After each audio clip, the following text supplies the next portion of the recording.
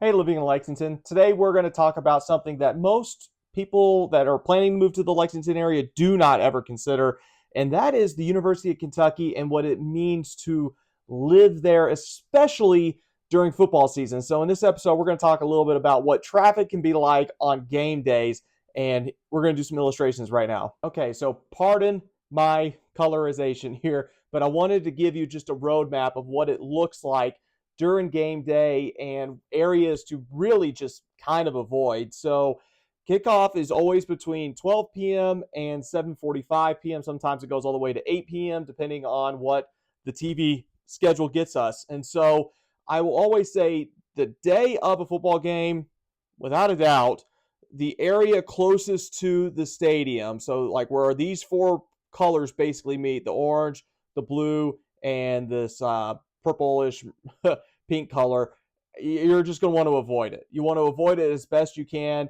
I know that kind of seems crazy because if you look at it, I mean, you got Nicholasville Road is without a doubt the main road.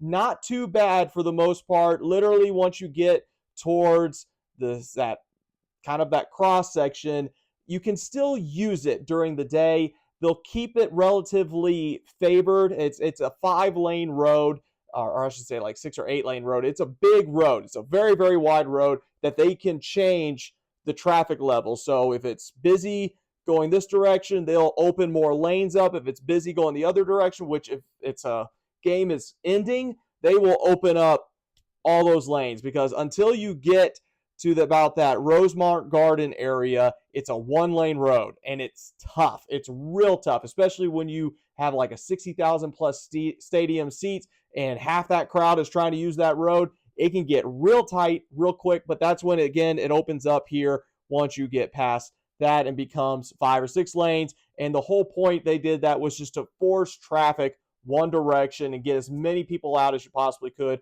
Once you get past this Zandale area, starts to calm down a little bit. Now, the caveat to is, again, we're talking about when the game is over. This orange area, I'm just telling you, it's a no-go zone. Okay, you kind of want to know when there's a home game and when there's away games. Now, granted, we only have about 7 or 8 home games a year, so that's only 7 or 8 weekends in what 2.5 month time span that you've got to be kind of aware of what's going on. So, in the big scheme of things, you're thinking about maybe 2 weekends a month, maybe 3 weekends a month that you got to be worried about it. Sometimes they like to stack home games back to back to back and away games back to back. So kind of gives you some breaks there. But at the same time, that whole orange area, no-go zone, I'd stay clear of it. Just keep away from it, especially when the game is over, because the traffic that's even trying to remotely go that direction, it just gets locked up. Now, once you get on Alumni past that Chevy Chase area, again, things start to open up a little bit. It starts to get a little less hectic, a little less crowded. You're not necessarily fighting fans anymore that maybe aren't from that area or don't live in the area of Lexington. This blue area up top, that is the area that I think is probably the toughest to get out of Lexington or toughest to travel. I know whenever my dad comes into town, we go to the football games. We'll park over here, but getting out, they're only going to let you go one direction, and that is away and up.